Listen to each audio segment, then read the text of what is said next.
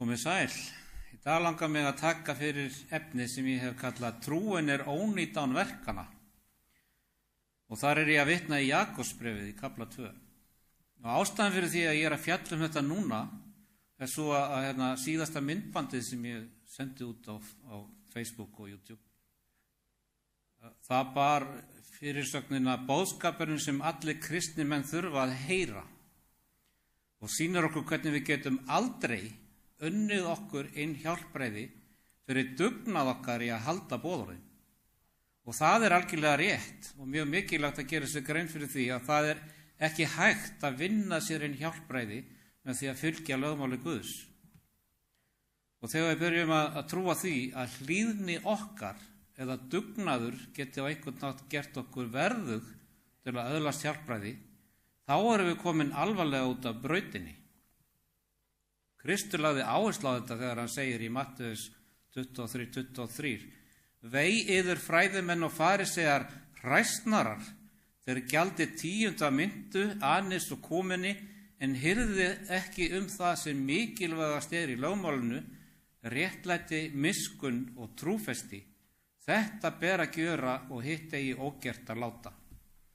Farisearnir voru þeir voru svo nákvæmir varðandi smæstu atriði lögmálsins. En þeir mistu af þessu sem skiptir mestu máli, réttlæti, miskunn og trúfesti. Og þetta hættan við að einblína á verk. Það getur gert okkur blind á kjarna lögmáls Guðs sem kærleikur. Að þegar við einblínum of mikið á ytri hliðni erum við í hættu á að vera eins og þessi farisear, dæmandi gagnvart öðrum og jafnvel sjálfum okkur. Hættan sem felst í því að trúa að við getum áunnið okkur réttlæti fyrir verk okkar að við förum að treysta á okkar eigið réttlæti fremur en að treysta á réttlæti Krists.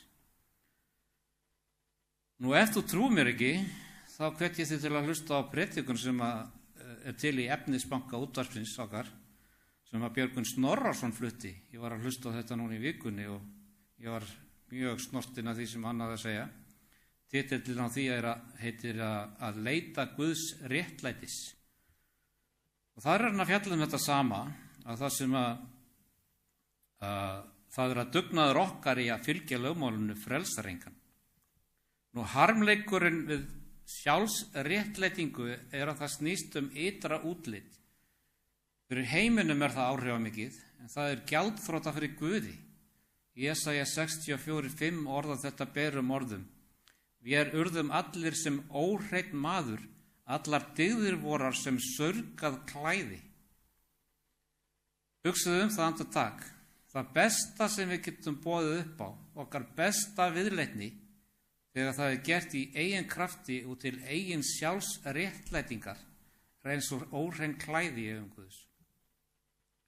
Farisearnir trúðu því að ef þeir gætu bara hlýtt nægilega mikið, þá væru þeir réttlátir, en þeir voru að missa af öllu sem skiptir máli.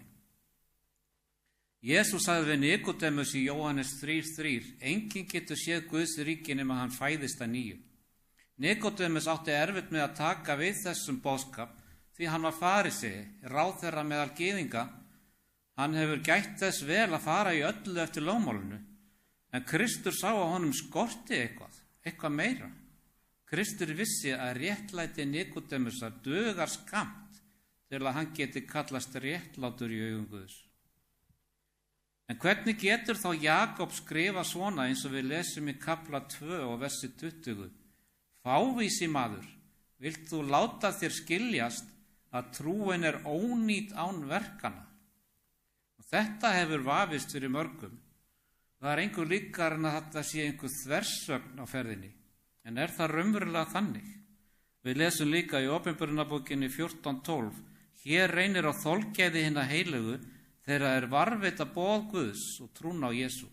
Sem sagt, hinir heilögu, það eru þeir sem varðveita boð Guðs. En þeir varðveita ekki boð Guðs til að verðskulda hjálpræði. Þeir varðveita boð Guðs vegna þess að þeir eru hólpnir. Þetta það sem Kristur á við þegar hann segir í Jóhannes 14:15: Ef þér elskið mig, munu þér halda boðorð mín. Það við höldum boðorðin vegna þess að við elskum Jesú en ekki til sjálfsréttlætingar. Í raun má segja að það sé loforð. Það ef við elskum Jesú, þá lofar hann því að við munum halda boðorðin. Enda það að elska Guð óhjákvæmilegur hluti af því að halda boðorðin. Sjáðu hvað segir hér í 5. Mósebók 6, 4-7, þar sem Móse nýbúinn að gefa okkur boðorðin 10 í annað sinn. Hann hér að fjalla boðorðin og hann segir: Heyr Ísrael, drottin vor Guð, hann einn drottin. Síðan heldur hann áfram með það sem hefur verið kallað mikilvægasta boðorðið. Þú skalt, hvað? Elska drottin Guð þinn af öllu hjarta þínu og af allri sálu þinni og af öllu mætti þínum. Það mikilvægast af öllu. Hvers vegna? Vegna þess að þegar þú elskar Guð, þá eðlislega ferðu eftir því sem að hann boðar, ekki af skyldurækni eða til að líta út fyrir að vera heilagur, heldur vegna þess að þú elskar Guð og allt sem hann stendur fyrir.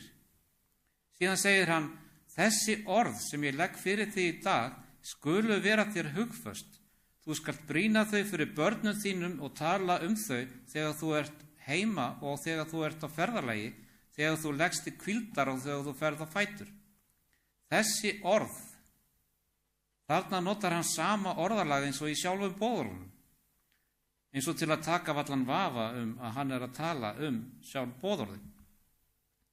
Guð talaði öll þessi orð og sagði: Ég drottin Guð þinn sem leiddi þig út af Egyptalandi, út úr þrælahúsinu.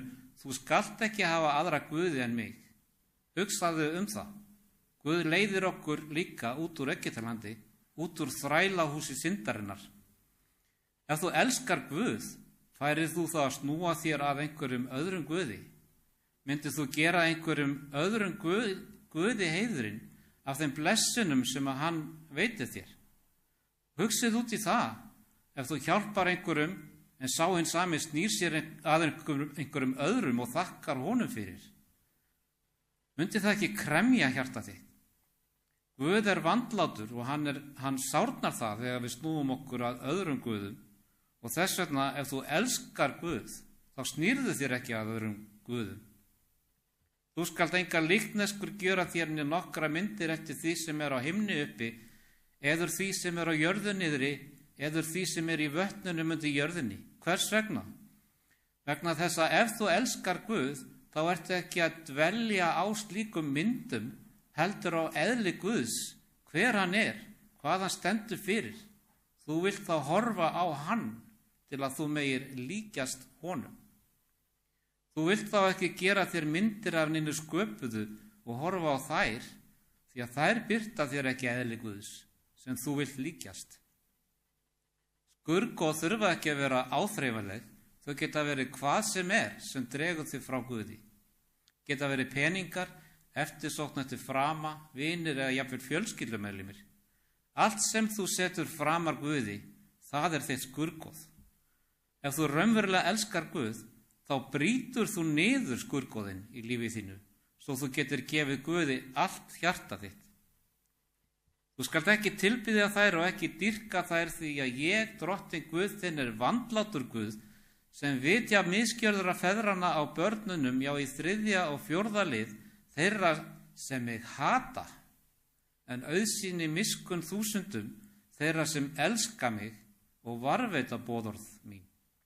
Þarna sérðu það, ef þú gerir þetta, þá hatarðu Guð, og það kemur ekki bara niður á þér, heldur á börnunum þínum, því að það læra börnin sem fyrir þeim haft, en miskunn fyrir þá sem elskar Guð, og gerist náttúrulega þegar við elskum hann. Þá höldum við boðorð hans ekki af skyldurækni eða til að sýnast heilög eða til að öðlast hjálpræði, heldur vegna þess að við elskum Guð. Kristur sagði í Matteus 25, 35-40: Komið þér hinir blessuðu föður míns og takið að ríki sem yður var búið frá grundvöllum heims, því hungraður var ég og þér gáfu mér að eta, þyrstur var ég og þér gáfu mér að drekka, gestur var ég og þér hýstu mig, nakin og þér klæddu mig, sjúkur og þér vitjuðu mín, í fangelsi var ég og þér komu til mín, þá munu þeir réttlátu segja, Herra, hvenar sáum við þig hungraðan og gáfum þér að eta, eða þyrstan og gáfum þér að drekka? Hvenar sáum við þig gestkomin og hýstum þig, nakin og klæddum þig, og hvenar sáum við þig sjúkan eða í fangelsi og komum til þín? Konungurinn mun þá svara þeim, sannanlega segi yður, það allt sem þið gjörið einu mínum minnstu bræðra, það hafið þið gjört mér. Hvað Kristur að reyna að kenna okkur hér? Hann að segja, ef þú kemur illa fram við náunga þinn, þá ertu að koma illa fram við Guð. Guð elskar alla menn. Kristur kom í heiminn fyrir alla menn. Hann dó á krossi fyrir alla syndara sem hafa klúðrað lífi sínu í ólifnaði. Hann gerði þetta allt fyrir fólk sem hefur ekkert til unnið til að verðskulda miskunn hans. Vegna þess að hann elskar alla menn. Hann hatar syndina, en hann elskar syndaran. Hann kallar okkur börnin sín, líka alla glötuðu synina sem hafa ráfað langt frá honum. Þannig að þegar við komum illa fram við börnin hans, þá erum við að koma illa fram við hann. Þá elskum við ekki Guð, sem faðir allra. Guð hefur ekki þörf fyrir að þú fæðir hann, Guð sjálfan og klæðir, eða veitir honum húsaskjól. Hann kemur hins vegar til þín dulbúinn sem ræfill sem hefur þörf fyrir fæði og klæði. Við erum hins vegar alltaf upptekin af því hvað við getum fengið frá Guði. Við komum í kirkju nema það sé eitthvað, við komum ekki í kirkju nema það sé eitthvað bitastætt fyrir okkur sjálf í boði. Við leiðum ekki hugan að því hvað við getum gefið af okkur til bræðra okkar og systra. Við leiðum ekki hugan að því að framkoma okkar við náungan, það í raun framkoma okkar gagnvart Guði sjálfum. Elskarðu Guð, þá ber þér að elska náungan. Hungur þarf ekki að vera líkamlegt. Það gæti verið einstaklingur sem hungrar og þyrstir eftir fagnaðarerindinu. Hungrar og þyrstir eftir að heyra að honum fyrirgefið og hann sé elskaður af Guði. Hann hungrar eftir því að vera færður í ný klæði, skikkju réttlætis sem Kristur gefur fúslega. En hvað gerum við? Við dæmum, við baktölum, gerum lítið úr þeim sem hafa hrasað. Við viljum gjarnan taka við þessum gjöfum frá Guði fyrir okkur sjálf, en á sama tíma synjum við þeim sem Guð sendir til okkar. Við gerum okkur ekki grein fyrir tækifærinu sem við erum að missa af með framkomu okkar. Í stað þess að koma fram við náunga okkar með slíkum hætti, þá gætum við verið verkfæri Guðs í því að færa náunga okkar umhyggju, væntumþykju og náð. Við getum verið verkfæri Guðs í því að færa náunga okkar skikkju réttlætis með því að fæða hann með brauði lífsins og svala honum með réttlæti Krists, þannig að nekt hans verði hulin og hann hljóti örugt húsaskjól í ríki Guðs.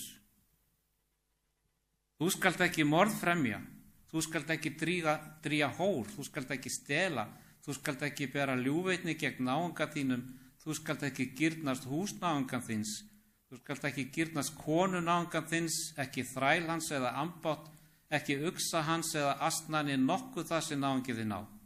Hvers vegna? Vegna þess að ef þú elskar Guð, þá kemur það ekki svona fram við barnið hans. Ef þú elskar Guð, þá elskar þau þá sem hann elskar. Ef þú hatar náunga þinn, þá hatar þau Guð.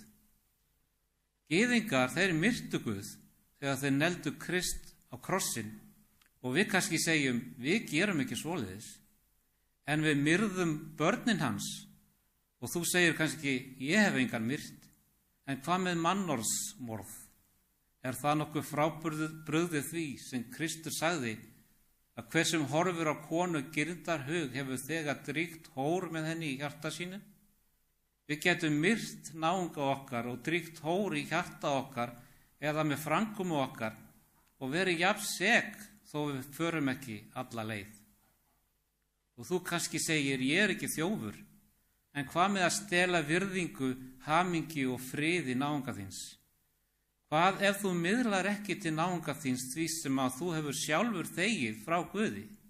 Ertu þá ekki að stela því frá honum? Og þá sagði drottinn við Kain, hvar er Abel bróðir þinn? En hann mælti, það veit ég ekki, á ég að gæta bróður míns? Já, þú átt að elska hann. Hugsið ykkur hvernig heilagir englar Guðs hafði brugðist við að heyra þessi orð. Þetta svar Kains hlýtur að hafa farið eins og höggbylgja víðáttumikla stjörnuþokur alheimsins. Á ég að gæta bróður míns? Þetta var svo gjörsamlega úr karakter við það hvernig alheimur Guðs starfar. Hvers vegna er þetta svona? Vegna þess að við erum eigingjörn, sjálfselsk og við hugsum bara okkar eigin hag, ekki náungans. Það er algjörlega úr karakter við Guð og alla skapaðar verur í alheimi Guðs. Jesús sjálfur kom til að þjóna, ekki til að láta þjóna sér. Á blaðsíðu 10 í bókinni Þrá aldanna er texti sem ég hef vitnað í áður, en góð vísa er aldrei oft kveðin. Það segir, ekkert nema hið eigingjarna mannshjarta lifir sjálfu sér. Sérhver fugl sem klífur loftið, sérhver dýr sem gengur jörðina hlynnir að einhverju öðru lífi. Sérhvert laufblað í skóginum og sérhvert lítið strá hefur verk að vinna. Sérhvert tré og runni og laufblað geislar frá sér því lífsmagni sem hverju manni og hverju dýri er nauðsynlegt til að halda lífi og á móti þjóna menn og dýr lífi í trjám, runnum og laufum. Ilmur og fegurð blómanna er heiminum blessun.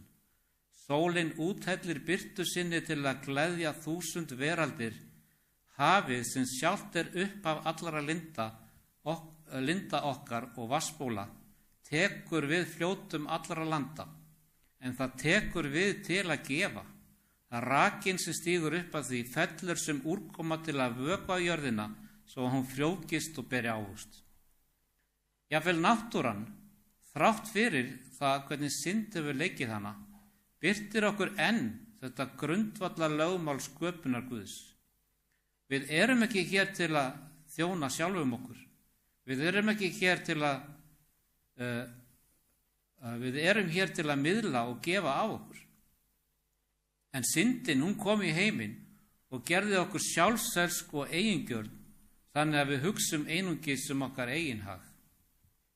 Nú höfundur bókarinnar heldur áfram og segir, englar dýrðarinnar öðlast gleði við að gefa föllnum og vanheilugum sálum kærleika og óþrjótandi umhyggju. Himneskar verur biðlati hjartna manna, þær bera þessum dimma heimi ljós frá sölum heimisins, það hrífa mannsandan með mildri og þolinmóðri umönnun, til þess að leiða hina glötuðu í samfélag við Krist, sem jafnvel nánara en þær geta sjálfar átt. Sjáðu þetta, við getum átt jafnvel nánara samfélag við Krist, en sjálfur ófallnir englar Guðs. Til þess þurfum við að vera tilbúin að lifa eftir meginreglum heimisins. Við þurfum að elska Guð eins og englarnir elska hann. Englar Guðs elska okkur þrátt fyrir að við erum vesalingar og aumingjar og fátæk og blind og nakin, svo ég noti orðalagið sem við finnum í Opinberunarbókinni 3:17. Þeir elska okkur ekki vegna þess að við erum í þessu ástandi, þeir elska okkur þrátt fyrir það, vegna þess að við erum börn Guðs sem þeir elska. Nú Lúsifer, hann fór út af sporinu og fylgdi ekki lengur þessum meginreglum. Það segir frá því í Jesaja 14:12-15. Hversu ertu hröpuð að himni þú árborna morgunstjarna? Hversu ert þú að velli lagður undir okkar í þjóðana?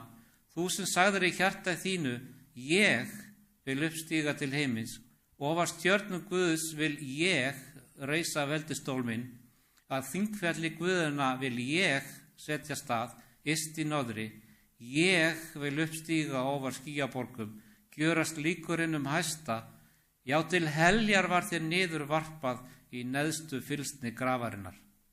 Hann fylltist af sjálfselsku og eigingirni og allt fór að snúast hann sjálfan. Ég. Þá var hann ekki lengur í samræmi við meginreglur himinsins og var varpað út þaðan. Síðan smitaði hann okkur af þessari sjálfselsku. En Kristur býður okkur í Matteus 11:28-30 þar sem hann segir: Komið til mín, allir þér sem erfiðið hafið og þungabyrðar, og ég mun veita yður hvíld. Takið á yður mitt ok og lærið af mér, því að ég hógvær og að hjarta lítillátur, og þá munið þér finna hvíld sálum yðar, því að mitt ok ljúft og byrði mér létt. Þegar við loksins gefumst upp á þessari sjálfselsku, komum til Krists og tileinkum okkur meginreglur himinsins, þá fyrst öðlust við sanna hvíld. Það hvíld sem heimurinn þekkir ekki. Í Hebreabréfinu 12:1-3 lesum við: Léttum þá af oss allri byrði og viðlóðandi synd og þreytum þolgóðir skeið það sem við eigum framundan, beinum sjónum vorum til Jesú, höfundar og fullkomnara trúarinnar. Vegna gleði þeirra beið hans leið hann þolumóður á krossi, mat smán einskis og hefur nú sest til hægri handar hásæti Guðs. Virðið hann fyrir yður sem þolað hefur slíkan fjandskap gegn sér af syndurum, til þess að þér þreytist ekki og látið hugfallast. Kristur leið þolinmóður. Hvers vegna? Vegna gleði þeirra beið hans. Höfum við slíka trú eins og Kristur? Ef við raunverulega trúum því að við séum hólpin og okkur býði dýrð himinsins, hvers vegna ættum við þá að láta áskoranir þessa lífs hafa áhrif á okkur, stela gleði okkar og ræna okkur þeirri hvíld sem Kristur hefur lofað okkur? Er það þess virði? Hvert hefur sjálfselskan leitt okkur? Páll segir okkur það í síðara Tímóteusarbréfi 3:2-5. Mennirnir verða sérgóðir, fégjarnir, raupsamir, hrokafullir, lastmælendur, foreldrum óðlinir, vanþakklátir, vanheilagir, kærleikslausir, ósáttfúsir, róberandi, taumlausir, grimmir, ekki elskandi það sem gott er, sviksamir, framleitnir, ofmetnaðarfullir, elskandi munaðarlífið meir en Guð. Þeir hafa á sér yfirskinn guðræðslunar, þannig að þetta er Kristifólk, en afneita krafti hennar. Það er engin gleði að finna í slíku, engin friður, heldur stöðug barátta og vanlíðan. Þegar við áttum okkur á því að sjálfselskan færir okkur ekkert nema hörmungar, ófrið og átök og stelur frá okkur þeim friði og þeirri hvíld sem meginreglur himinsins færa okkur, þá ættum við að flýja til Krists og tileinka okkur allt það sem hann vil kenna okkur. Kærleiki, gleði, frið, langlindi, gæsku og góðvild. Hver vill ekki skipta út stoltinu og sjálfselskunni fyrir alla þessa góðu eiginleika? Frelsari okkar vill að við treystum honum og trúum orðum hans svo fullkomlega að við munum færa himininn inn í líf okkar hér og nú. Við getum skapað himininn í hjörtum okkar ef líf okkar falið með Kristi Guði. Þannig getum við fært gleði og huggun inn í lífa annara. Gleði Krists mun vera í okkur og gleði okkar verður fullkomin. Sem synir og dætur Guðs eigum við að læra af honum daglega svo að við megum gera vilja hans og birta persónuleika hans. Kærleikur Guðs, þegar tekið við honum í hjörtum okkar, virkur kraftur til góðs. Hann örvar hæfileika hugans og krafta sálarinnar. Hann örvar okkur til að finna til og elska. Sá sem elska Guð af öllu hjarta mun elska öll börn Guðs. Hann mun alltaf nálgast við að virðingu. Kristur varð eitt hold með okkur til þess að við getum orðið einn andi með honum. Það í krafti þessar einingar sem við eigum að koma fram úr gröfinni, ekki aðeins sem birtingamynd kraftar Krists, heldur vegna þess að líf hans hefur orðið okkar fyrir trú. Þeir sem sjá Kristi hans sanna eðli og taka á móti honum í hjarta sínu hafa eilíft líf. Það fyrir tilstilli andans sem Kristur býr í okkur. Og andi Guðs sem tekið á móti í hjartanu fyrir trú upphaf eilífs lífs. Amen.